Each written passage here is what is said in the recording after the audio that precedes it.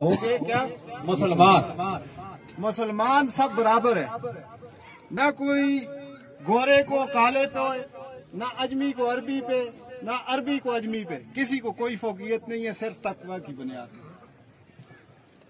लड़ाइयाँ झगड़े हर जगह होते रहते हैं और उसका हल भी है। जैसा कि ये ज्यादती हुई यहाँ पे, इसके दरमियान ये जिरगा आज इस मौजू पे बैठा है कि नवाब साहब हमारे लिए काबिल एहतराम है। मैंने नवाबजादा फरीद का मुकाबला किया, लेकिन वो हमने सियासत में मुकाबला किया। आज हमें ये चाहिए, ये जो तनाज़ा बना है, और वजह तनाज़ा क्या है? ज़मीन है। और इस्लाम में ये कहा गया है कि वजह तनाज़ा तीन ही चीजें अक्सर होती हैं, जान, ज़र और ज़मीन। ये इंतकाली जमीन होते हुए भी यहाँ ये तनाज़ा है, और यहाँ अक्सरियत उन लोगों की है जो आज फार्मी जमीन में बैठे हैं।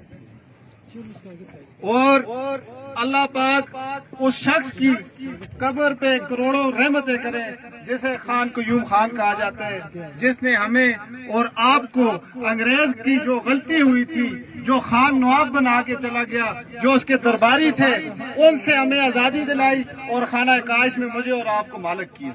ऐसा ही है मेरे भाइयों, दोस्तों, बुजुर्गों।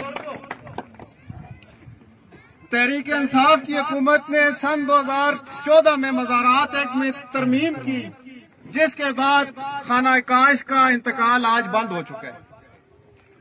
और खाना मलकियत में जो अंग्रेज के पालसी मालसी दरबारी मालिक बने बैठे हैं, आज वो लोगों को बेदखल कर रहे हैं। और वजह तनाज़ा क्या है?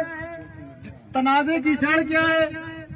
वो निजाम है जो अंग्रेज ने दिया है। अगर हम ये मदानी दूध में डालेंगे, मक्खन भी निकलेगा, घी भी निकलेगा, लस्सी भी होगी। अगर पानी में डालेंगे तो कुछ भी नहीं होगा। तो ये मदानी जो है, सब लोग पानी में न डालें, ये एक दूसरे की टांगे न खींचें, एक दूसरे की पगड़ियां न उछालें।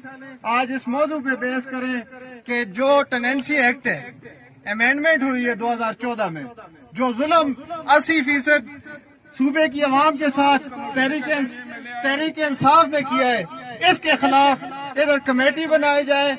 इसके लिए जैसे हमारे बुजुर्ग ने कहा किसान माद बनाया जाए। इन्हें मैं बताता चलूं, मेरे नाना ने सन 1985 में किसान माद बनाया था, जिसके बाद में सेक्रेटरी सरदार मोहम्मद यूसुफ साहब भी रहे थे।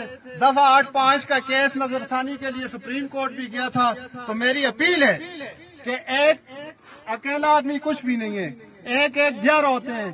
तमाम अक़वाम तनावल और अगरोर इकट्ठे हो, और ये स्वात से भी, दीर से भी पटिशन आई हुई है, बुनेर से भी आई हुई है, मानसरा से भी की हुई है।